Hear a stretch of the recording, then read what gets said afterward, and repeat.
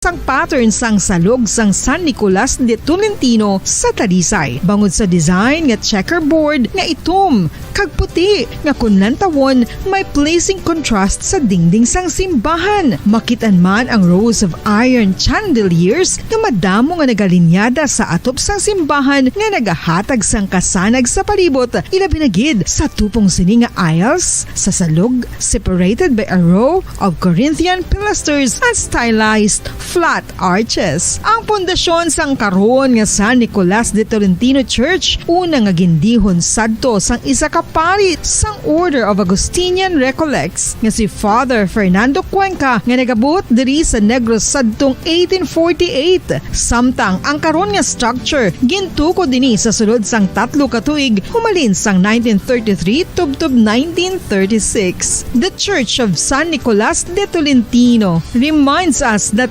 only of the work of Father Cuenca but stands as a testament to the unity and faith of the people of Talisay.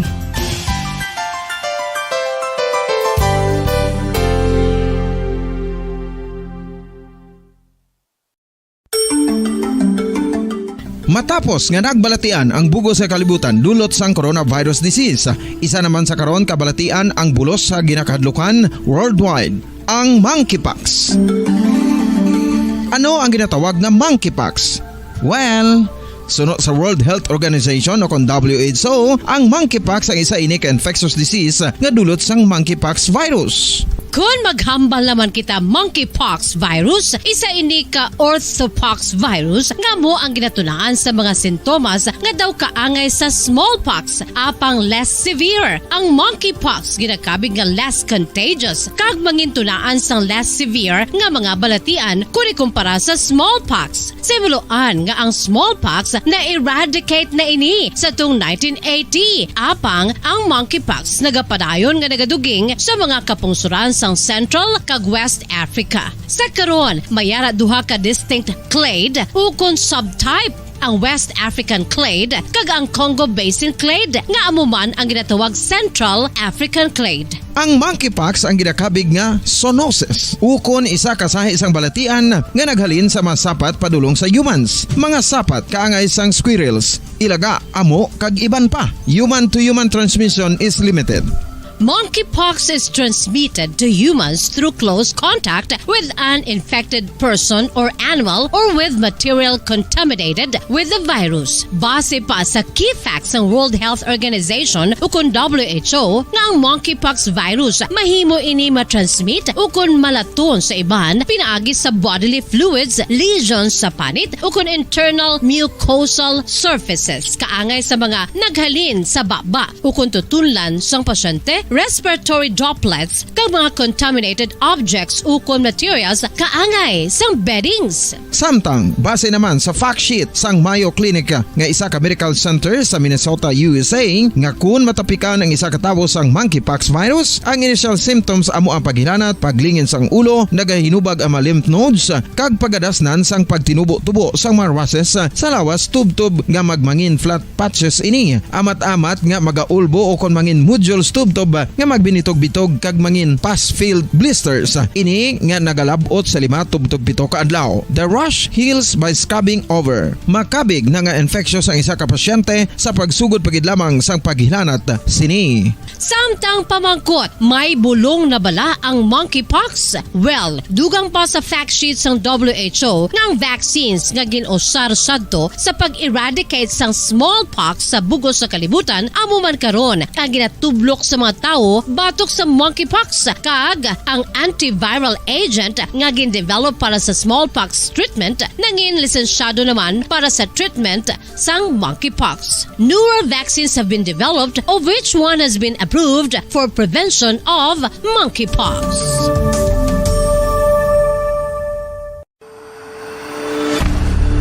FIFA World Cup 2022 Trivia. Sa din balalabing una nga ginpatigayon ng World Cup.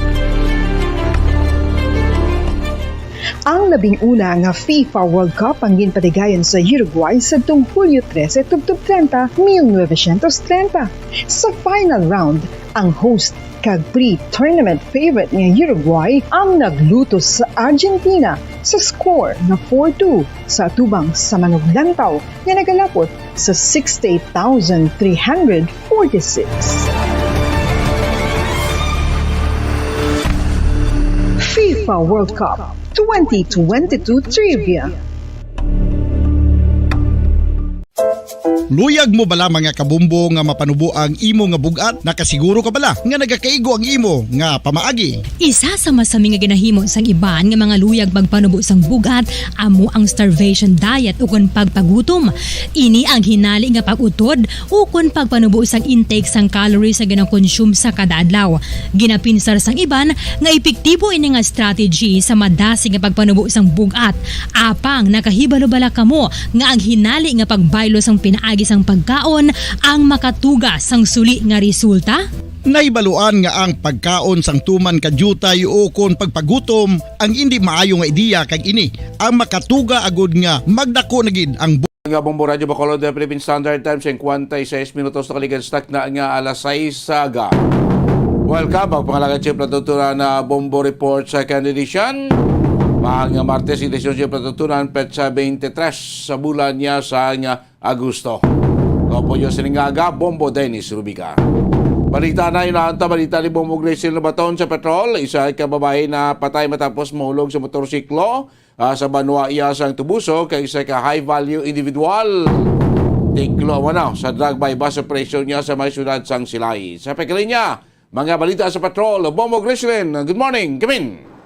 Mama Dennis, patay ang isa ka 25-year-old nga babae patapos nga nahulog ini sa ginasakyan nga motorsiklo. Siya isa ka truck rider. Mama Dennis, lampos ang iya sini nga ulo. Labong aksidente sa Sitio Staff Aguilardo, Barangay San Isidro sa Banwa sang Toboso. Mama Dennis, iya sini nga ang kaskulaso, no? Ang napatay mo si Julieta Librando. Julieta Librando kag ang kasya nga nagadala sa ang driver sang ginakasan niya ang motorsiklo amo si Raymond Averina Bombo Dennis. So matanlog ang dalan nga ila sini nga ginaagyan na sa Banwa Santo Toboso kay going in sa syudad sa Bacolod para magtrabaho Bombo Dennis, pero kay na danlog kag ini siya ang lampos no ang iya nga ulo sa semento ni sa mga nagaresulta sa iya sining nga kamatayon kay wala pa gini siya suksok nga helmet Bombo Dennis. So silingon ko niya self-inflict way kontra ang motor. Yes, self-inflict nga aksidente. Wala man sila sang nasugata or wala sa ibang pang-involved sa nga vehicular accident Bombo Dennis. So muna kailangan kung sakay sa motor siklo dapat kumpleto especially helmet Bombo Graceland. Yes, insakto gina Bombo Dennis kalhalong kita. Kag isa pa gid Dennis, isa ka high value individual dakop sa Silay, no? Sa gipatay drug by bus operation, ang suspetsado mo si Dax Gonzales. Dax Gonzales, 41 years old, kag ini siya wala sang obra, taga Purok Minuswagon, Barangay 2, syudad sang Silay. Kag Bombo Dennis nakuha siya ang more or less 18 ka mga gramos, no? Nagapalor ini sa 122,400 pesos. Kag Bombo Dennis ining si Dax Gonzales nga high value individual na sa bumsa kasiliya sa ating mga pulisan gara sa Silay City Police Station. Sige. Yes, Mama Dennis, ini si Bombo Grace na ito nag-report para sa bansang radyo ng Pilipinas, consistent overall number 1 sa Bacolod. Basta radyo. Bumbo! Tapos salamat, Bombo Graceland. Lobatan, mga balita tipon sa patrol. Siningagang pagpalagan siya patutunan Bombo Reports second edition. Tambay na kamo sa News Center sa ato sa Bombo Network News. Kung ang hampang basketball amo ang mas ginakakunyagan naton nga mga Pilipino, apang salos tanan nga parte sang kalibutan, ang nagapanguna o kon most popular sports in the world, amo ang football better known as soccer sa US kag Canada. Sunod sa latest world statistics sa sini nga tuig 2022, ang football amo ang nagapanguna ilabi na gid sa Europa nga nagadagat sa masubra 4 billion followers. May kantanan sa football, isa sa ginahulat sa mga football or soccer enthusiasts worldwide, amo ang FIFA World Cup. Sa ika-22 katuig sini nga paghiwat bilang Quadrennial International Men's Football. Ang pungsod Qatar sa Western Asia amo ang venue, the first World Cup ever to be held in the Arab world. Ang magpainit-init sa silak sang adlaw sa aga ang makadulot sa kayuhan sang aton ikaayong lawas. Suno sa madugay na nga pagtuon sa mga researchers worldwide, kalakip na diri ang American Academic Medical Center nga Mayo Clinic. Ilan na pamatudan nga ang sun o kung si Haring Adlaw amugid ang best source sang vitamin D. There's good reason why vitamin D is called the sunshine vitamin. Ang pamangkot, paano ang proseso sang pag-angkon sang aton lawas sang vitamin D? Well, ang process nagasugod sa tion nga exposed ang aton panit sa sunlight. Dili na kag mahimo ang vitamin D gikan sa cholesterol sa aton lawas. Ang ultraviolet o kun UVB rays nga yara sa silak sang adlaw magaigo ini sa cholesterol sa aton skin cells, providing the energy for vitamin D synthesis to occur. Magluwas sa baboy, baka kag manok, may isa ka karne nga sara nga mahimo alternatibo nga iserbe sa lamesa.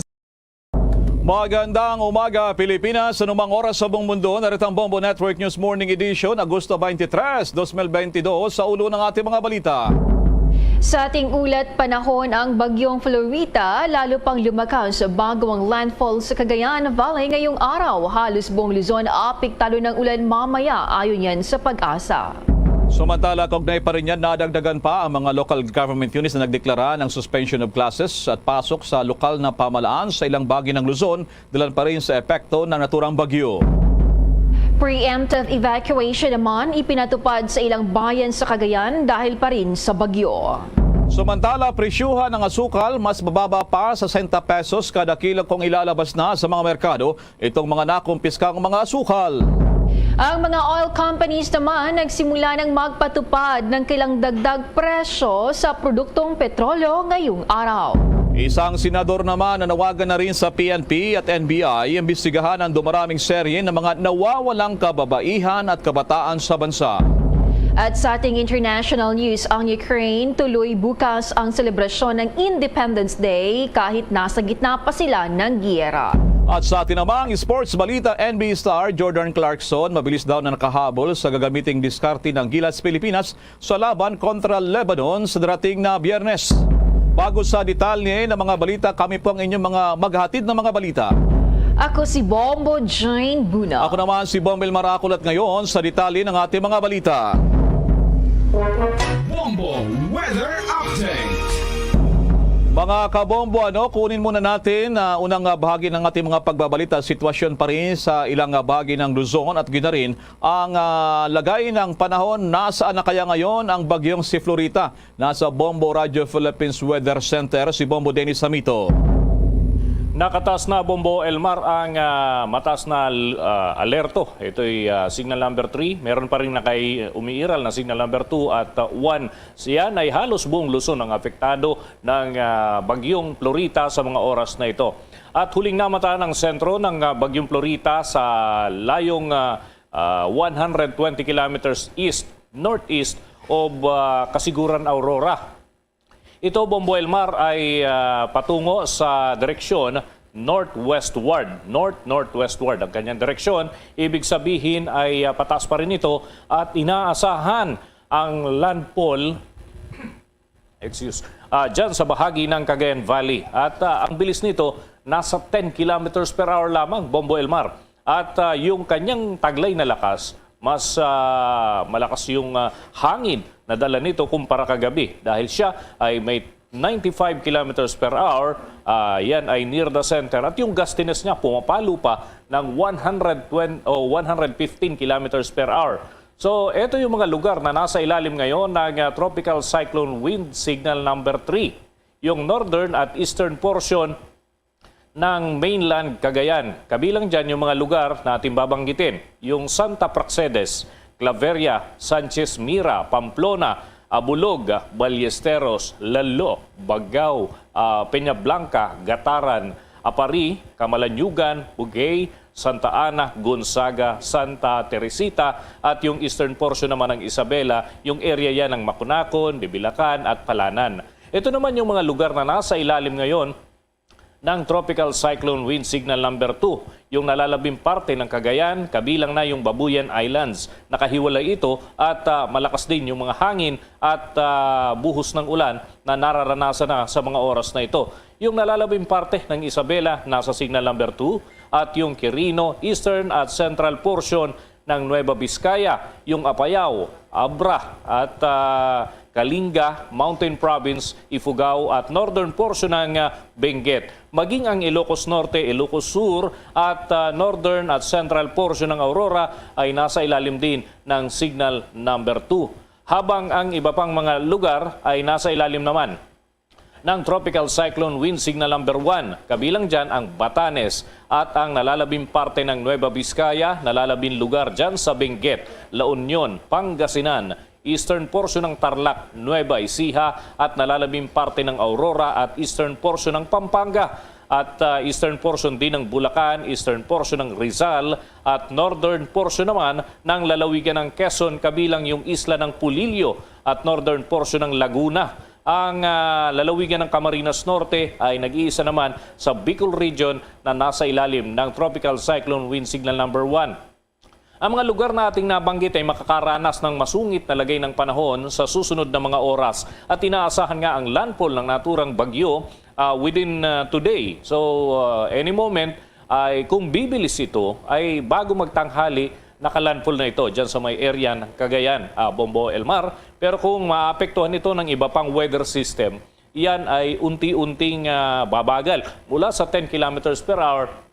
Makikita natin na Bombo Elmar, yung kanyang sirkulasyon, itong area ng yung upper area na ito ng Luzon, ito yung talagang affected. Kung mapapansin natin, concentrated yung mga pagbuhos ng ulan dahil dyan sa kulay pula na ating ipinapakita sa pamamagitan ng ating Facebook Live at YouTube Live dito sa ating weather monitoring system. Makikita yung sirkulasyon na kulay pula, yan ang konsentrasyon ng mga pagbuhos ng ulan. Habang yung kulay blue, ito naman yung area na pabugso-bugso lamang yung mga pag-ulan at hindi nagtatagal. So, kung mapapansin natin, yung mga area na saklaw ng kulay pula at kulay dilaw, yan yung makakaranas ng matinding buhos ng ulan at lantad yan sa mga pagbaha at pagguho ng lupa within today. So narito pa ang mga dagdag na paliwanag ni Alzar Aurelio ng Pag-asa DOST. Mga kabombo, ito, pakinggan natin yung portion ng paliwanag dito ng Pag-asa DOST, si Alzar Aurelio. Kasalukuyan na malaking bahagi ng ating bansa, lalo po sa Luzon at Visayas, ay nakakaranas ng maulap na kalangitan na may mga pag-ulan dahil sa bagyo at sa habagat. Kaninang alas 4 na madaling araw, muli namataan ang layo ng sentro o gitna ng bagyo na nasa 120 kilometers east-northeast ng Kasiguran, Aurora. Ngayon po, ang lakas ng hangin ng bagyo ay umaabot na sa 95 kilometers per hour at ang pagbugso ng hangin ay umaabot sa 115 kilometers per hour. Inaasahan pa rin natin ang bagyo na lalapit sa kalupaan, lalo na po sa bandang eastern section ng northern at central Luzon, sa bilis na 10 kilometers per hour. Yung habagat o southwest monsoon ay naapektuhan ang southern Luzon at Visayas. Yan ang naging pahayag nitong si Alzar Aurelio ng Pag-asa Forecasting Center. So, yan mga kabombo, yung ating aasahan. So, halos maghapon, yung buong Luzon, may mga pag-ulan. Saklaw ang iba pang parte. Kahit nakahiwalay, yung area ng Palawan, may mga pag-ulan ding mararanasan ito, Bombo Elmar. Dahil nga sa malawak ang sirkulasyon ng bagyong Florita at pinaiigting pa ang pag-iral ng hanging habagat. So, yan yung tendency dito sa western section kung saan naroon ng Metro Manila, may mga pag-ulan na rin na naranasan mula pa kanina. Bombo Elmar? Bombo Dennis, napag-alaman natin yung ilang lokal na official dyan sa Isabela, sa Tugigaraw. Nangangamba sila sa dala ng ulan nito. Hindi sa hangin ha, Bombo Dennis. Bakit? Ganun ba katindi ang dala nitong ulan, itong bagyong si Florita, Bombo Dennis? Yes, makapal yung kaulapang dala nito, nahatak niya, pati na yung habagat at yung sirkulasyon. Itong area na nakapaligid sa kanya, Bombo Elmar. Itong mga ulap na ito, nahihila nung bagyo na Florita. So kahit yung nasa parte ng Pacific Ocean, nahila niya rin, nadala din itong bagyong Florita dahil may kalakasan siya. Ang tendency kapag ang isang bagyo ay may lakas na pumapalo na ng 80 to 90, 95 kilometers per hour at ang gustiness niya ay 115 kilometers per hour.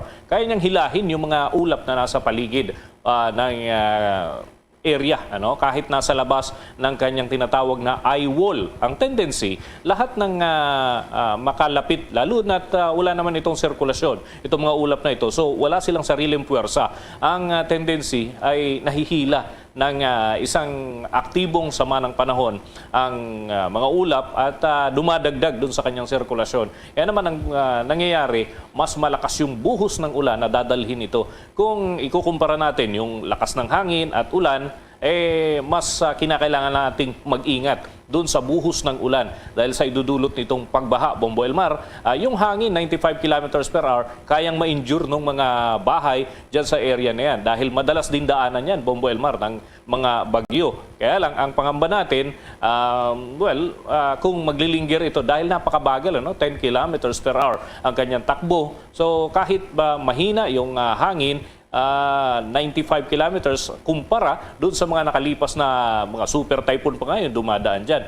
Pero pagka naglinger ang isang sama ng panahon, mas malaking pinsala ang maaaring idulot at maliban pa doon sa mga pagbaha, kaya ring bakbakin yung mga bubong, lalo na kung mga light materials yung bahay, kayang masira, pati na yung mga pananim dyan sa area na yan, Bombo Elmar. Sige, mamaya kukuha tayo ng mga direktang pag-uulat dyan sa Tugigaraw, Dagupan, lalo na, at maging doon sa may Isabela area. Maraming salamat sa mga updates sa yan, Bombo Dennis. Mula sa Bombo Weather Center, ako si Bombo Dennis Hamito para sa Pambansang Radyo ng Pilipinas, Basta Radio, Bombo!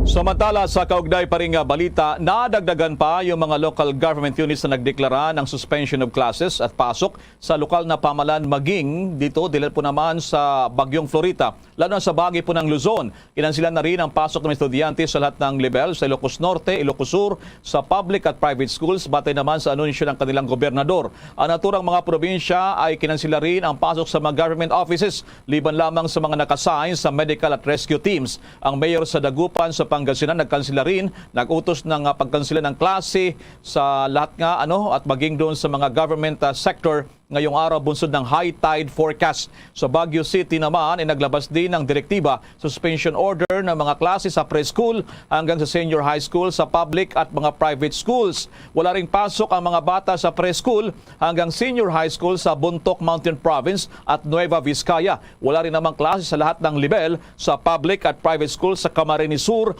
hanggang bukas ayon naman kay Governor po naman sa Camarines Sur. Dahil din sa umiiral na signal number 2, wala ring klase sa bahagi ng Cagayan Valley kasama ng Tugigaraw City, Cordillera Administrative Region at doon sa Aurora Province. Ang naturang suspension of classes ay sa kabila. Nakapon pa lamang ay nagbukas ang face-to-face classes sa buong bansa kung saan umabot sa mahigit 28 million ang mga enrolled learners sa public at private schools sa buong bansa. Bati na rin sa nationwide latest data mula sa Department of Education. Kaugnay niyan ating alamin dahil ang preemptive evacuation ipinatupad na sa ilang bayan sa Cagayan dahil pa rin sa bagyo. Alamin ang detalye sa report ng Bombo Radio Tugigaraw. Yes, maraming salamat Bombo J. Nagpatupad nga ng preemptive evacuation ang ilang bayan dito sa Lambak, Cagayan dahil pa rin sa banta ng bagyong Florita. At sa naging panayam ng Bombo Radio, sinabi ni Michael Conag, ang information officer ng Office of the Civil Defense o OCD Region 2 na nakapagatala ng pagbaha ang ilang barangay sa ilang bayan dito sa probinsya ng Cagayan. Kagaya ng Bagao, ang Abulug, Gataran at posible pa itong madagdagan pag makuha na nila ang mga datos mula sa iba't ibang mga municipalities ngayong araw na ito. Nasa 75 na pamilya o kay katumbas ng mahigit sa 200 katao na ang inilikas mula kagabi hanggang kaninang madaling araw mula sa Barangay Taytay at Bagunot sa may bayan ng Baggao, Cagayan dahil sa tubig baha at banta ng pagguho ng lupa. Sa bayan ng Gonzaga ay 52 pamilya o kay 203 na individual ang inilikas sa Barangay Kasitan at Pateng, habang isang pamilya ang sapilitang inilikas naman sa may Barangay Namuac, Sanchez Mira, Cagayan. 15 pamilya o kaya ay katumbas ito ng 75 na individual ang inilikas sa may poblasyon Santa Fe sa may probinsya ng Nueva Vizcaya na prone sa baha at landslide. Kahapon din ay halos hanggang tuhod ang level ng tubig baha na pumasok sa mga silid-aralan sa Libertad National High School sa Abulug, Cagayan, dahilan upang suspindihin ang pasok ng mga mag-aaral. Hindi naman kinaya ng waterways ang malaking volume ng tubig mula sa bundok kaya umapaw at nagdulot ng pagbaha ang bahagi ng lansangan ng Barangay Zone 1 Piña West, Gataran, Cagayan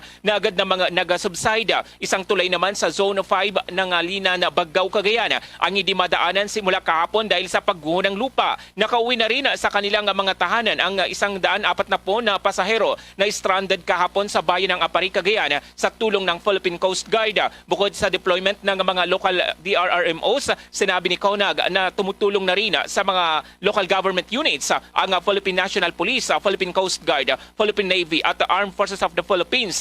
Sa ngayon ay nananatiling nakabukas ang isang gate sa Magat Dam, Isabela na may o sa Ramon Isabela na may taas na kalahating metro. Muli namang nagpaalala ang OCD sa publiko na makinig at sumunod sa mga otoridad upang maiwasan ang anumang trahedya. Pakinggan natin na Bombo Jane ang bahagi ng pagpapahayag ng tagapagsalita ng Office of the Civil Defense o OCD dito sa Region 2. We are still enforcing yung preemptive evacuation. So tayo po ay naka-red alert na, and yung ating mga local DRMOs are on standby na po. So sila po ay naka-deploy na sa mga strategic areas, yung kanilang mga area of responsibility for immediate response po kung sakaling magpa-preemptive evacuation na po.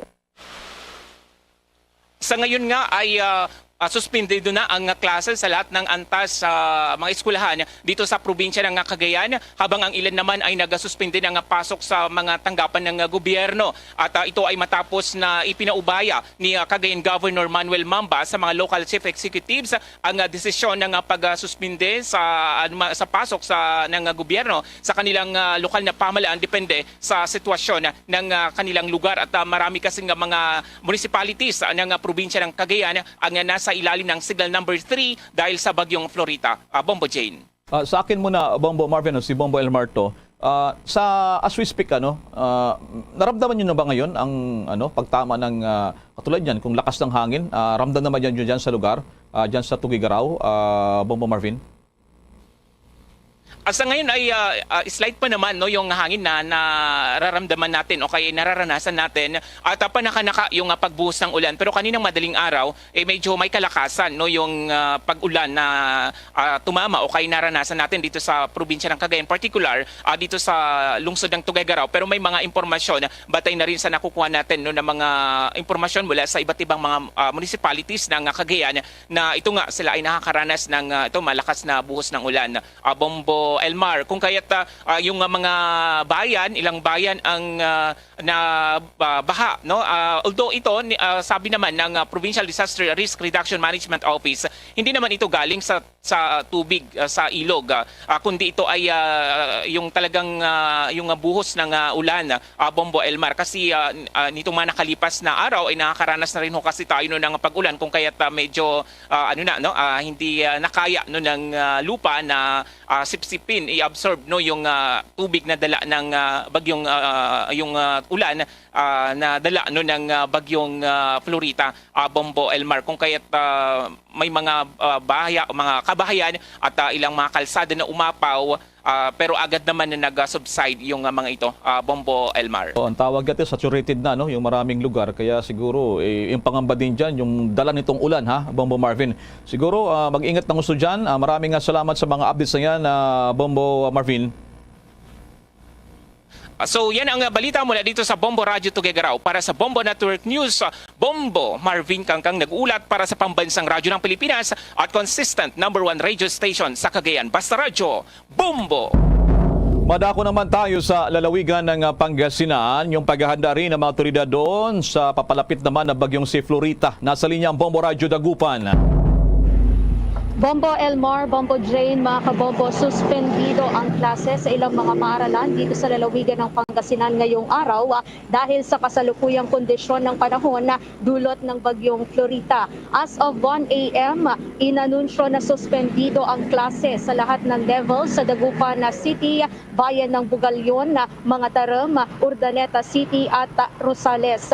Habang sa preschool hanggang sa high school naman sa bayan ng Bulinaw, Anda, sa bayan ng Bani, Alaminos, Suala, Labrador, San Carlos City, Basista at Bayambang, maging sa bayan ng Bautista, Alcala, Malasiki, Santa Barbara, Mangaldan, San Fabian, San Jacinto, Manawag, Villasis, Santo Tomas, Balungaw, Santa Maria, Asingan, Lawak, Puzurubio at Sison at maging sa bayan ng Binalonan, sa San Manuel, Tayug, Umingan, San Quintin, Natividad at sa may bahagi ng San Nicolas. Una rito ay maagang nag-anunsyo si Dagupan City Mayor Belen Fernandez ng kanselasyon ng mga klase sa lahat ng antas para sa mga pampubliko at pribadong eskwelahan at pagsuspinde ng trabaho sa lahat ng institusyon ng gobyerno sa loob ng lungsod ngayong araw dahil sa bagyo. Samantala, Bombo Elmar, nagsagawa din ng pre-disaster risk assessment ang ating mga opisina kasama ang ating PDRRM Council upang tiyaking nakahanda ang ating mga first responders sa posibleng epekto ng bagyong Florita sa ating lalawigan. Sa direktiba ng ating PDRRMC Chairman at Gobernador dito sa lalawigan ng Pangasinan mula kay Governor Ramon Gico III, ang hanay ng PNP, Army, PCG, BFP at iba't ibang mga opisina dito sa lalawigan ng Pangasinan ay nagtipon-tipon upang paigtingin ang mga paghahanda sa bagyo at siguraduhin ang kaligtasan ng lahat ng mga Pangasinense. At sa kasalukuyan, Bombo Elmar, patuloy na inaantabayanan ng ating mga otoridad, lalong-lalo na syempre itong kalagayan na mula naman dito sa lungsod ng Dagupan at sa buong lalawigan ng Pangasinan. Yes, sa Bombo Radio Dagupan, kilala ang Dagupan dyan sa mga bangus, ano? Yung mga isda. Pag ganyan nagbabanta ang bagyo, nag-uutos ba dyan ng agaran ng early harvest ng mga bangus, mga dyan sa mga palisdaan dyan? Meron bang ganyan din nangyayari dyan, Bombo Radio Dagupan? So far, Bombo Elmar, sa kasalukuyan, itong direktiba mula sa ating butihing alkalde, mula naman dito sa lungsod ng Dagupan, itong suspension lamang ng klase ng ating mga estudyante, maging itong mga government offices. Pero dito naman sa aming area, bagamat normal na at talagang kilala ang lungsod ng Dagupan pagdating, dito naman sa mga isda tulad na lamang ng bangus, dito naman sa ating nasasakupan. Pag mga ganito nga panahon na may lagay or sama ng panahon, Bombo Elmar, ay saka lamang nagbibigay ng abiso ang ating mga otoridad kapag talagang literal na nasa signal number 2 na o di naman kaya umabot na ng signal number 3 dito naman sa area natin. Pero kapag sa mga ganitong kalagayan pa lamang, Bombo Elmar, sinecheck na lamang muna ng ating mga otoridad itong kalagayan syempre ng ating mga fish pen o di naman kaya ng mga fisher folks natin dito naman sa lungsod ng Dagupan. Sige, maraming salamat sa mga updates na yan, Bombo Radio Dagupan. So yan lamang itong mga latest update mula naman dito sa Bombo Radio Dagupan para sa Bombo Network News. Bombo Laini Perez nag-uulat para sa Pambansang Radyo ng Pilipinas, ang consistent number 1 sa lalawigan ng Pangasinan. Basta Radyo, Bombo! Sa iba pang balita, wala umanong inaasahang pinsala ang nangyaring pagtama kagabi ng magnitude 4.2 na lindol sa mga areas ng Batangas at kalapit pang mga probinsya. Ayon pa sa PHIVOLCS, ang pagyanig ay tectonic na nangyari dakong alas 10:59 ng gabi. Natukoy ang sentro sa 4 kilometers northeast ng Tingloy, Batangas at merong lalim naman na 11 kilometers. Naramdaman din ang intensity 2 sa Tagaytay City at intensity 1 sa Tanawan City, Batangas. Instrumental Intensity 3 naman ay na-record din sa Batangas City at Instrumental Intensity 2 sa Tagaytay at Calapan City, Oriental, Mindoro. Wala na rin daw aftershock na inasahan ang PHIVOLCS. Samantala sa ibang balita naman, naniniwala ang bagong Agriculture Senior Undersecretary Domingo Panganiban na babagsak pa ang presyuhan ng asukal sa kada kilo ng hanggang 60 pesos kung ilalabas na sa mga merkado o palengke itong mga nakumpiskang mga asukal sa ilang mga bodega.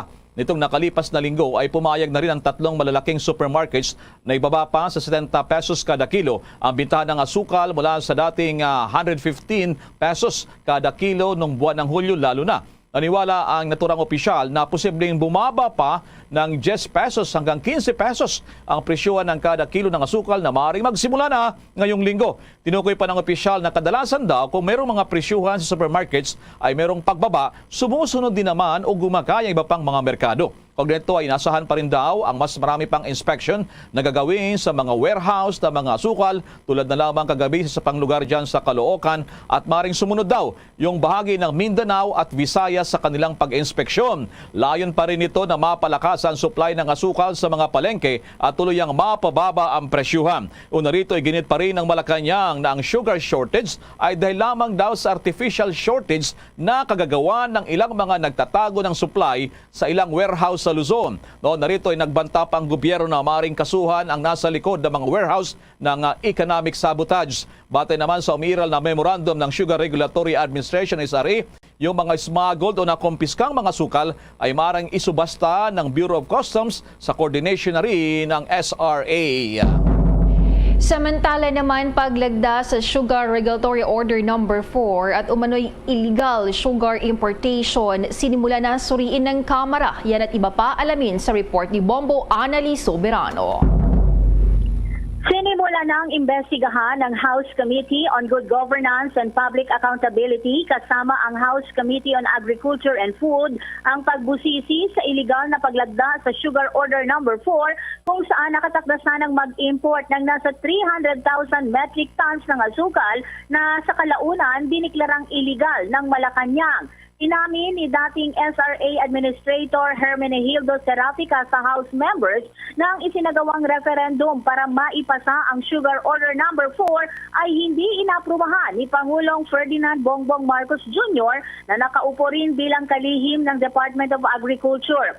Sa joint hearing ng House of Representatives ng Committees on Agriculture and Good Governance, tinanong ni Quezon Representative David Suarez ang nagbitiw na opisyal na si Serafica kung tinuloy ba nila ang referendum kahit walang tugon mula kay Marcos, ang chairman ng Sugar Board, sa kanilang panukala na mag-import ng 300,000 metric tons na asukal. At ang sagot naman dito ni dating SRA Administrator ay oo. Ipinaliwanag ni Serafica na sa pagsasagawa ng mga tungkulin nito, ang lupon ay maaaring magpasya sa mga bagay sa pamamagitan ng referendum. Anya, ang Sugar Board ay binubuo ng Department of Agriculture Chief na ex-officio chairman, ang SRA Chief naman bilang Vice Chairman at 2 pang miyembro na kumakatawan sa mga miller at planters. Ang ex-officio chairman ay maaaring magtalaga ng ex-officio na kahalili na ang mga kilos ay dapat ituring bilang kanyang mga gawa. Sa pagdinig, nabatid din na nagkaroon ng sigalot sa pagitan ng mga opisyal ng SRA hinggil sa Memorandum Circular No. 1 Series of 2022 na nagdeklarang bakante ang ilang pwesto sa Executive Department sa pagtatapos ng Duterte administration. Pakinggan natin ang pahayag ni dating SRA Administrator Hermenegildo Serafica. That, our term ended on June 30, 2022. And so I felt not to create chaos in the office. I just packed up my things and step aside. But myself, I knew fully well that I am not covered in MC number 1 because as a GOCC, we are holdover until such time the replacement or the new appointees will report to SRA. So I felt that they breached my trust as far as SRA below me officials and SRA. And at that point, as I said earlier, we have so many sugar orders precedent on these issues, and it is just a question of getting the current data needed in crafting such sugar order. Sa kabilang dako, sa pagtatanong din ni Committee on Good Governance and Public Accountability Chairperson Representative Florida Robes, si dating Agriculture Undersecretary Leocadio Sebastian, kung humiling siya ng pag-aproba ng punong ehekutibo bago niya nilagdaan ang resolusyon, at ang sagot ni Sebastian ay hindi. Sinabi ni Sebastian dahil sa isang memorandum galing kay Executive Secretary Vic Rodriguez na inilabas noong July 15 na nagpapahintulot sa kanya na pumirma ng mga dokumento para kay Pangulong Ferdinand Marcos Jr. sa mga tungkulin ng huli bilang kalihim ng agrikultura. Dahil dito, kwinestyon ng mga miyembro ng Kamara si Sebastian kung bakit siya naging matapang sa pagpirma ng SO number 4 para sa Marcos, gayong wala siyang tahasang pag-aproba mula sa Chief Executive na umupo rin bilang chairman ng Sugar Regulatory Board. Nilagdaan ni Sebastian ang resolusyon at pagkatapos daw nagtungo ito sa Malacanang upang ipaalam kay Pangulong Marcos. Sinabi pa nito na naglabas din siya ng memorandum hinggil sa panukala, ngunit walang tugon mula sa Pangulo. Pakinggan natin ang pagtatanong ni Representative Romeo Acop kay ex-Department of Agriculture Undersecretary Leocadio Sebastian. The memorandum, Mr. Chair, states that I will sit as ex officio chairman or member of all duly constituted committees, councils, boards, or bodies where the Secretary of Agriculture is a member. The Secretary is the ex officio chair of the SRA, and I therefore participated in good faith in the board referenda of SRA, Mr. Chair. So that is the authority that I have. As a member of the SRA board, I signed the I do SRA. not see any explicit authority given you by the President to sign for in behalf of the Secretary of the Agriculture based on the memorandum given to you by the Executive Secretary. I have read that order.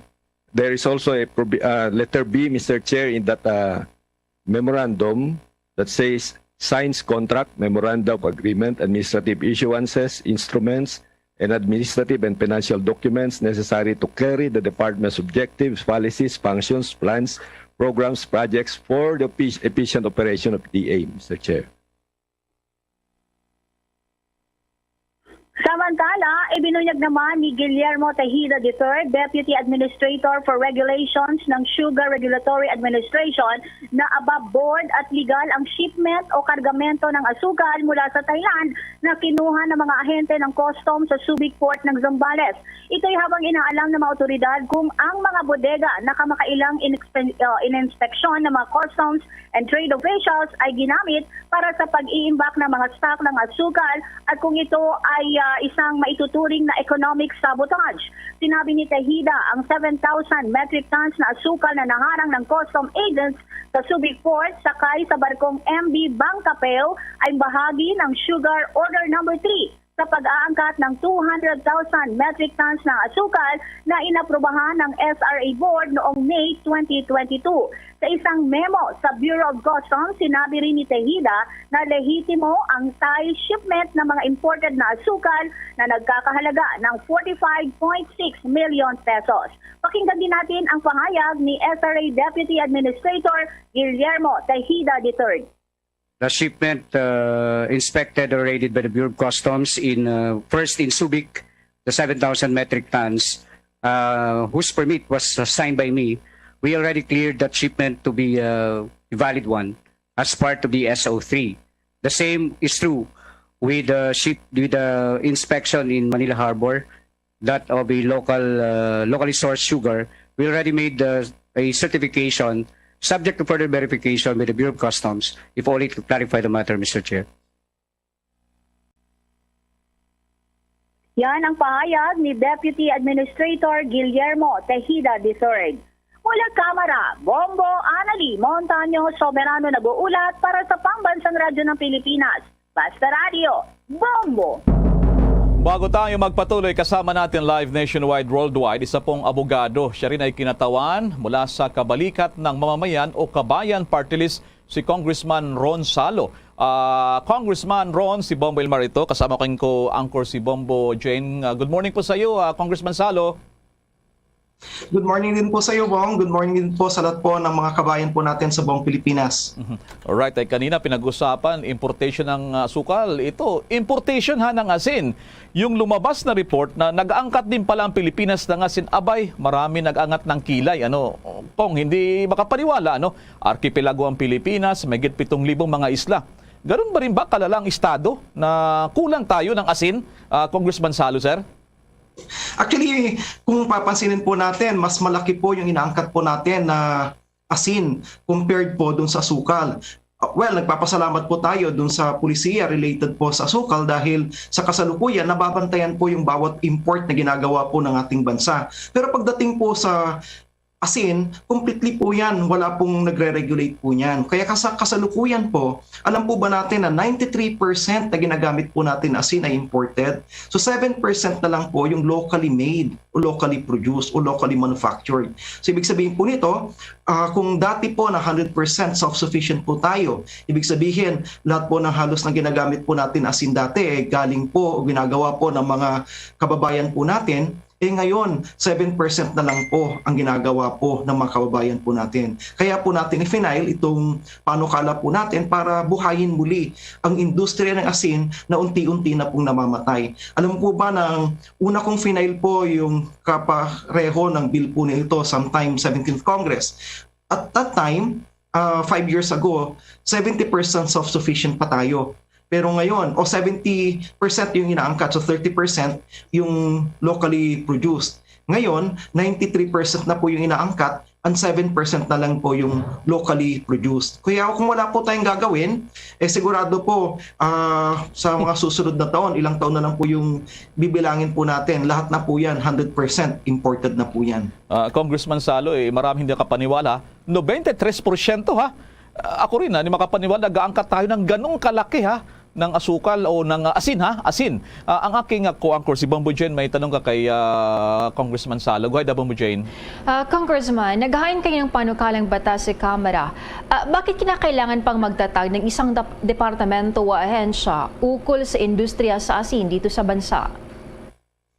Ang panukala po natin ay hindi po isang agency o hindi po isang departamento. Ang aim po natin, ang tawag po natin dito ay Asindero o Administration for Salt Industry Revitalization and Optimization. Ang aim lang po nito, it's a interagency among existing agencies of the government na sila po yung tatasa po ng framework po natin, estratehiya po natin para mabuhay muli yung industriya ng asin. Napangunahan po nito no less than the Secretary ng Department of Agriculture who chaired with the Department of Trade and Industry. Ito pong panukala po natin. Nang aim po nito, sila po yung mag-identify kasi sa kasalukuyan, wala na po talaga tayong asinan. Yung mga dati-rati po na coastlines po natin na ginagamit for paggawaan po ng asin, halos nang wala na po sila ngayon. So ang aim po nito ay buhayin muli po yon. Itong asindero po nito na pinopropose po natin na makikreate na interagency po siya with other private individuals or stakeholders na kasapi, sila po yung unang-una mag-identify in coordination definitely with the environment and natural resources and the DOST. And later on, sila rin po yung magpopondo para gawin po, itatag po yung mga asinan po sa atin. Then later on, dahil hindi po yung gobyerno po yung tinatas po natin na mag-ooperate po nito once na-establish na po ito, ililist po nila ngayon sa mga pribadong manufacturers, quote-unquote, para po mabuhay muli yung industriya po natin. Marami na rin, ayaw na rin mag-asin, yung mga kababayan natin, nag-iba na ng pamumuhay. Kailangan talaga, tama yung sabi mo, palakasin pa at pag-inganyo. Dumating ba sa punto the past years na tayo ang nag-i-export ng asin? Kasi baliktad na ngayon tayo na nag-i-import ng asin, Congressman Ron? Yes, base po sa datos po natin, we used to really export salt. marami po yung baghagda na ini-export po natin. Hanggang ngayon naman, may mga in-export pa rin po tayo pero masyadong maliit po ito. Ito yung kadalasan po tinatawag po natin na uniodized salt. Ito yung a portion na hindi na po kailangang i-iodize, and sea salt ang tawag nila dito, Philippine sea salt. And ito po yung kadalasan po na ginagamit po sa mga restaurants. Mga kilalang mga restaurants, nagkakaroon po tayo opportunity na mag-export po doon. Pero malit po na hagdan po ito. Kakaunti po ito. Kaya kasama po dito yung DTI para buhayin po itong industriya. And si DTI din po yung actively gagawa po ng market. Mag-create po ng market para dito. So lalabas din po sila sa ibang bansa para actively promote po itong produkto po ng asin natin. At yun sana ang tanong ko, Congressman Ron, kung iodine ba ang ating ini-import o rock. Kasi may tawag din tayo na rock salt, yung parang malalaki na bato-bato, Congressman Salo. Yung ini-import natin, Yes. ang klase ito ng asin. Yung ini-import po natin, lahat ng klase ang ini-import po natin. It ranges from industrial as well as dito sa household na ginagamit po natin. Kasi karamihan po ng ini-import po natin asin, dalawa pong primary use po niyan, industrial and household. And of course, may mga restaurants, itong mga ginagamit po sa food manufacturing. So, food at saka industrial grade, yung dalawang klase. And yan din po pareho ang ini-import po natin sa kasalukuyan. Talagang nakakagulat yung mga datos mo, Congressman Ron. Kasi industrial country tayo, agriculture country tayo. Maraming mga produkto inaangkat natin, pati ba naman asin mag-angkat po tayo. So ano pang mga hakbang na dapat gawin dito para maengganyo na itong asindero na panukala mo na makaengganyo pa? May mga ano ba diyan? Mga perks pa, premyo o kaya naman ay may dagdag na mga programa diyan. Anong dapat na ahensya rin ang dito mag-asikaso rito, Congressman Salo, sir? Napakaganda ng mga tanong mo. Sa totoo lang po, tayo rin po ay nagigitla dahil isipin po natin, we have one of the longest coastlines in the world.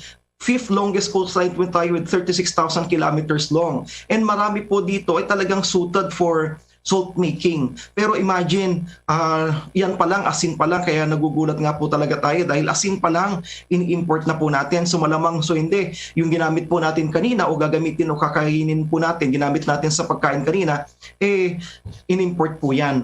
Ngayon, ang tanong po natin, paano pa natin maingganyo? Ito po yung pamaraan po natin dahil yung asindero po nito, it will be composed of several agencies of the government. Kasama po dito yung DOST, kasama po yung Department of Health, FDA, and Land Bank, and as well as private stakeholders mula sa mga industriya ng mga mag-asin. Kasama po rito. Nang aim po talaga nila, identify ng mga areas, then pupondohan din po later on ng gobyerno. Then pag mapondohan, ay ililis po ito sa mga qualified na mga pwedeng mag-operate po nito. Then later on, ayusin din po nito yung mga rules, mga pulisiya, para mas maayos po at pwede pong magbenta yung mga kabayan po natin. Number 2, maganda yung tanong mo po, paano pa natin sila maingganyo? Ang isa sa mga pinapanukala po natin dito, magkaroon po ng puwang o espasyo yung mga kababayan po natin na gumagawa ng asin, particularly yung hindi pa siya ina-iodize. Sa ngayon kasi, requirement po ng batas po natin na lahat po ng mga asin na ipoproduce po natin at ibibenta sa merkado, dapat po iodize po ito. Ang concern, hindi naman, of course, maganda po yung batas po na yon dahil sa kasalukuyan po, 90% ng mga Pilipino, 90% plus, hindi na po natin kailangan ng iodine sa katawan po natin. Kasi ang konteksto po noon, sa 1990s, nung ipinasa po yun, marami po sa atin, more than 70% o 30% yung hindi nangangailangan ng iodine sa katawan. So around 30% ay kailangan po ng iodine nila sa katawan.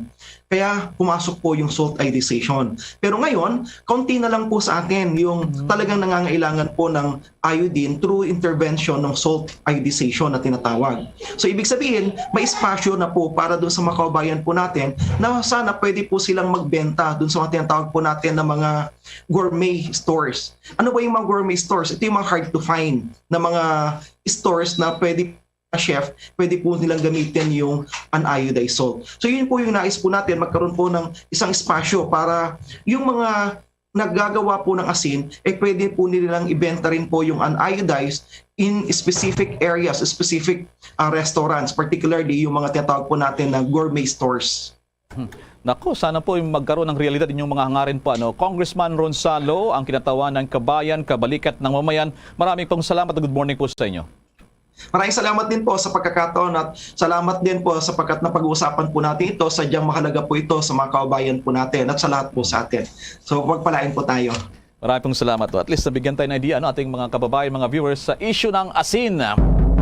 Samantala muna sa iba nating mga balita naman, ang DTI pinaretipikahan daw sa Senado itong controversial na usapin din sa ekonomiya. Regional Comprehensive Economic Partnership ang tawag dito para makinggan nyo pa ng mga foreign investors. At may update dito si Bombo Raymond Tinasa. Tama ka dyan, Bombo Elmar, at saktong-sakto yung katapos natin ng panayam, kaugnay nga sa problema yung pag-angkat na pag-import na ng asin dahil sa mga tinalakay sa nagpapatuloy o kaya ay sinagawa na organizational meeting ng Trade and Commerce Committee ng Senado. At kabilang nga dyan yung kung paano pa mapalago yung ating mga ekonomiya at hindi tayo umaasa na lamang sa importasyon at yun din ay doon sa ipinapadalang remittances ng ating mga kabayan. So ang sinusulong ng Department of Trade Industry ay mas magkaroon pa tayo ng malawak na produksyon sa sariling atin. At kabilang nga dyan, Bombo Elmar, para isinusulong ng DTI ay yung pagratipika na ng Senado kaugnay sa Regional Comprehensive Economic Partnership o yung RCEP para sa magpapaengganyo pa ng ating mga foreign investors na maglagak ng puhunan sa ating bansa. At sinabi ni Trade Secretary Alfredo Pascual na isa ito sa mga konsiderasyon at hinihingi ng mga nakakausap nila na foreign investors na dapat ay pagtibayin na ng Senado o magkaroon ng concurrence doon sa RCEP. Ang RCEP ay layunin na magkaroon o maalis yung halos 90% na taripa sa lahat ng mga imports sa mga miyembro o kaya ay mga kasaping bansa sa naturang regional agreement. At kabilang nga rito, Bombo Elmar, sa mga miyembro rito ay yung bansang, yung 10 Asian countries. Kabilang na ang Pilipinas, yun din yung South Korea, China, India, Japan, Australia at New Zealand. At ito ang naturang agreement ay inadapt na o pinagtibay ng Malacanang noong nakaraang administrasyon pero hindi na ihabol noong 18th Congress para ito ay ratipikahan ng Senado. At pakinggan natin yung dadagpa na paliwanag ni Secretary Alfredo Pascual kaugnay sa kahalagahan ng RCEP. So it is very important, I'd like to emphasize that the RCEP, Regional Comprehensive Economic Partnership, be ratified or be confirmed by the Senate. Because we've always been asked by prospective investors, by foreign chambers, about how soon they'll see the ratification of RCEP. Because their own people, their own, the companies in their respective jurisdictions are asking them before they consider investments in the Philippines.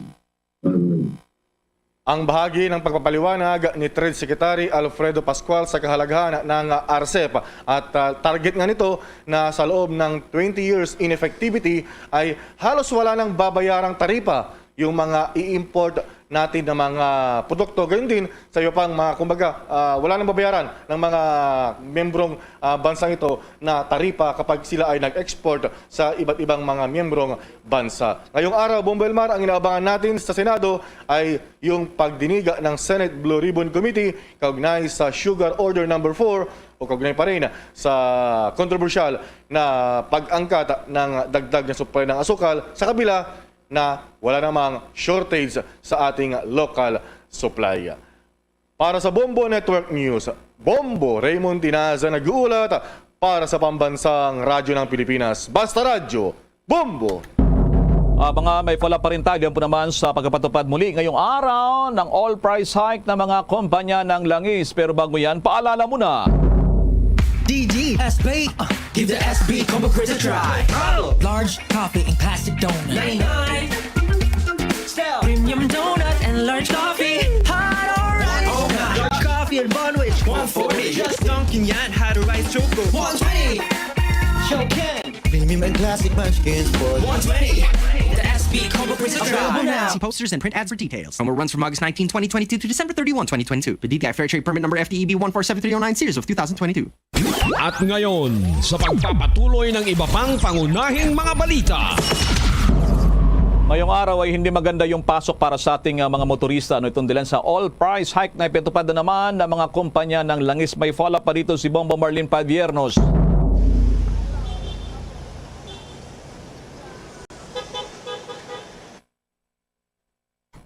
Yes, Bombo Elmar, Bombo Jane, stressed na naman ngayon yung ilan sa ating mga kababayang motorista. Yan nga ay dahil sa panibago na namang oil price hike. Bombo Elmar, Bombo Jane? Yes, go ahead. Bombo Elmar? Yes, go ahead, Bombo Marlene.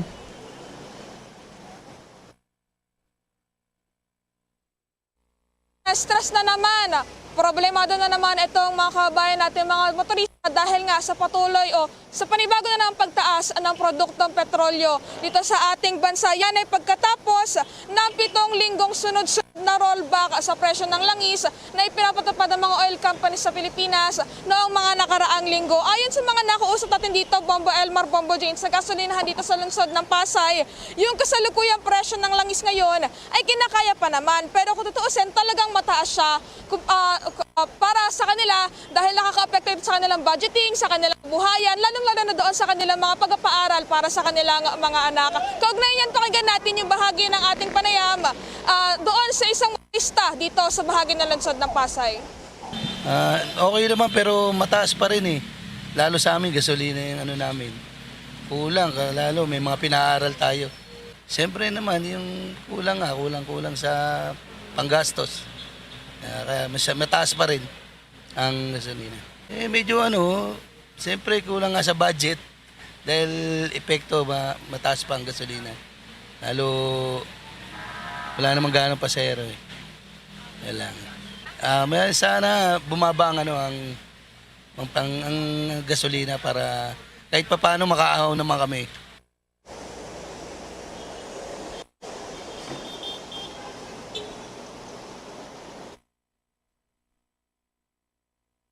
Nakapanayam dito sa bahagi ng lungsod ng Pasay. Sa ngayon, Bombo Elmar, Bombo Jane, ang gasolina ay tumaas kasi ng 70 centavos kada litro. Yung diesel tumaas ng 2 pesos and 60 centavos kada litro, habang 2 pesos and 80 centavos naman ang itinaas ng kerosene kada litro yan. Paliwanag ni Department of Energy Oil Industry Management Bureau Assistant Director Rodela Romero, ang dahilan daw ng muling pagtaas ng presyo ng produktong petrolyo ay dahil doon sa mabilis naman na pagbaba ng inventory ng langis doon sa Estados Unidos.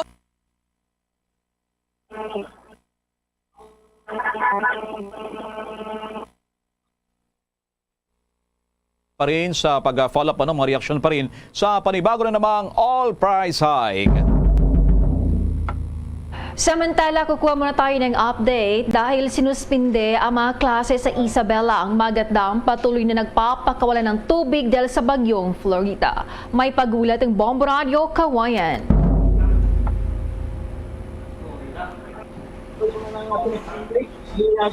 dito Albano, ang lahat ng mga klase na lahat ng napaputulong makaralan.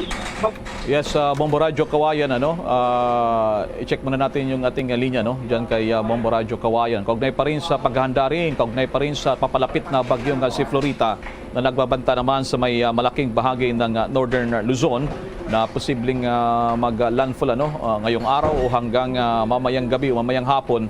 Batay pa rin sa naging babalanga nitong pag-asa dyan naman sa naturang lugar. Standby rin ang Bombo Radio Cebu, kaugnay din doon sa follow-up natin. Doon po naman sa napaulat kahapon na nasawi daw doon sa nangyaring pagsabog ng bangkang dimotor itong mga NPA leader na mag-asawang Chamzon. Pero hanggang ngayon hindi pa ito kinukumpirma ng Armed Forces of the Philippines maging ang EAP. Kaugnay po naman sa insidente na nangyari po naman dyan sa may Catbalogan City, malapit dyan at dyan yan sa may lalawigan po ng Samar, itong mag-asawang Chamson.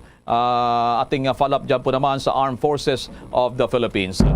Balikan natin ang Bombo Radyo Kawayan. Please come back, Bombo Radyo Kawayan.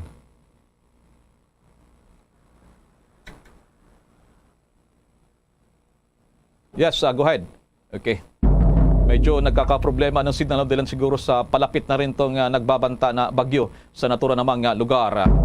Samantala muna, maki-update muna tayo dyan naman sa Metro Manila Development Authority o MMDA sa mga adjustment pa rin sa pagpapatupad ng daloy ng trafiko. Napakatindi ng traffic kahapon sa unang araw ng pagbubukas ng klase sa face-to-face na dineklara naman ng Department of Education, pero matindi rin ang perwisyo na inabot ng ating mga kababayan sa tindi ng trapiko sa Metro Manila. Si Bombo Jovino Galang may follow-up report. Bombo Jovs. May mga nakitang adjustment ang Metropolitan Manila Development Authority o MMDA na maaring ayusin matapos ang pagpapatupad ng unang araw na face-to-face classes at ang pagbabalik pasada ng ilang mga ruta ng pampaserong sasakyan. Sinabi ni Attorney Victor Nunez, ang direktor ng MMDA Traffic Enforcement Group, na patuloy ang kanilang gagawing obserbasyon lalo na nanumbalik na ang volume ng mga sasakyan. Patuloy din anya ang kanilang ginagawang clearing operations sa mga kalsada. Metro Manila, as of now, kasama po natin ang HPG-NCR. Naglatag rin po sila along EDSA from Ayala to Quezon Avenue EDSA para tumulong sa MMDA sa traffic management, sa traffic direction and control, and also sa police visibility sa mga major thoroughfares. Sa panig naman ni Police Major Joselito Kia, ang Deputy Chief ng Regional Highway Patrol Group sa NCR, na nakaantabay sila sa lumalabag sa batas trapiko at nakaalalay pa rin sa MMDA para mapaluwag ang kalsada sa Metro Manila. Sa pagtutulungan ng HPG at MMDA pati ng LTO, basta po ang inyong hanay ng HPG lagi po yung nakaantabay, nakahandang tumulong po at ngayon po nakalatag po kami sa EDSA.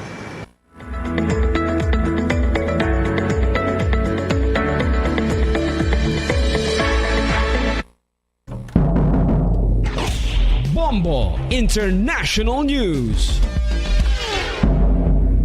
Sinibak na sa pwesto ang tatlong Arkansas Sheriff Deputies matapos nilang pagtulungan ng isang pulubing lalaki. Ayon pa sa Crawford County Sheriff's Department, kasama nila ang dalawang pulis na makikita sa video habang isa ay miyembro umano ng Mulberry Police Department. Makikita sa kumalat na video na inapakahan at niluhuran pa ng mga tatlong pulis ang isang lalaki na mayroong problema sa mental health nito. Naganap ang insidente sa County Express Cross Station kung saan rumisponde naman ang mga kapulisan sa isang tawag sa kanila dahil umano sa pagbabanta sa isang clerk. Sa una ay naging kalmado ang lalaki hanggang sa bandang huli ay nanlaban na umano ito. Sinuspinde na ang dalawang pulis sa sangkot habang isa naman ay nasa administrative leave. Bombo Sports News.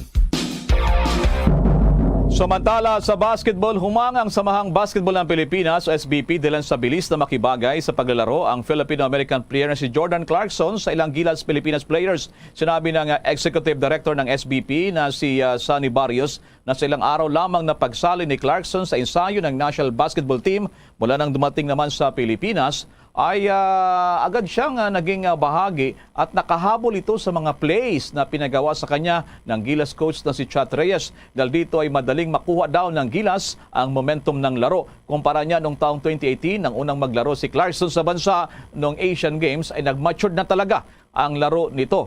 Narito pa ang bahagi naman ng pahayag ng spokesman ng Samahang Basketball ng Pilipinas, Sonny Barrios. Well, as expected, no, yung tinatawag na learning curve niya sa mga plays, and napakabilis at saka well, yung lahat ng mga katabi ko na nanonood no ng practice, iisa lang ang komentaryo nila iba talaga kilos ni Jordan, no. He's not just one cut above the rest, if I may say, without downplaying the ability of our other players, no? But iba ang kilos ni Jordan, yung quick step niya, yung ball handling ability niya, and of course his shooting, no? Bombo Foreign Exchange Update. Nanamlay na naman ang hina ang piso kontra dolyar sa report ng Bangko Sentral ng Pilipinas. Ang isang dolyar katumbas sa Pilipinas, 55 pesos and 97 centavos. Hong Kong dollar, 7 pesos and 13 centavos. Singaporean dollar, 40 pesos and 23 centavos. Saudi Riyal katumbas sa Pilipinas ng 14 pesos and 90 centavos. Ang euro ay 56 pesos and 20 centavos. The Bombo Foreign Exchange Rate Update is brought to you by Queen City Development Bank. Sa mga oras na ito, samahan niyo po kaming manalangin. Narito ang Oratio Impirata.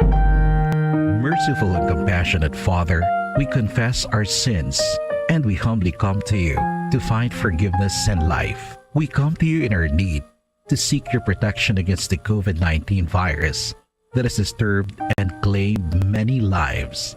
We ask you now to look upon us with love and by your healing hand, dispel the fear of sickness and death, restore our hope, and strengthen our faith. We pray that you guide the people tasked to find cures for this disease and to stem its transmission. Bless the efforts to use the medicines developed to end the pandemic in our country. We pray for our health workers that they may minister to the sick with competence and compassion. Grant them health in mind and body, strength in their commitment, protection from the disease. We pray for those afflicted. May they be restored to health.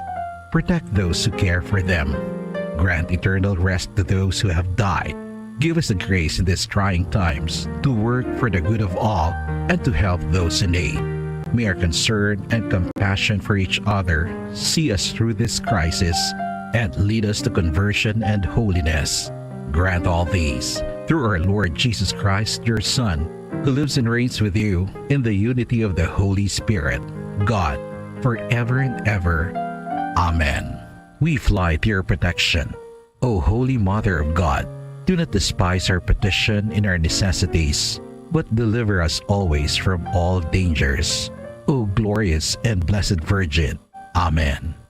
Our Lady, health of the sick, pray for us.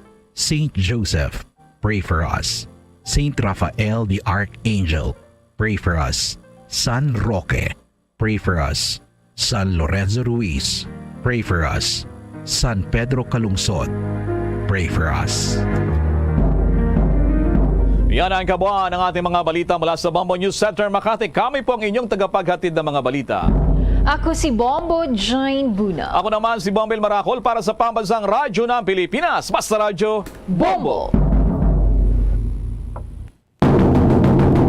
Napatayin mo kami nato sa News Center sa ato sa Bombo Network nyo sa madalag ko na mga mainit. Mga nagapagauna nga mga balita mga kabilan. Oras ang Bombo Radyo Bacolod Philippine Standard Time, 2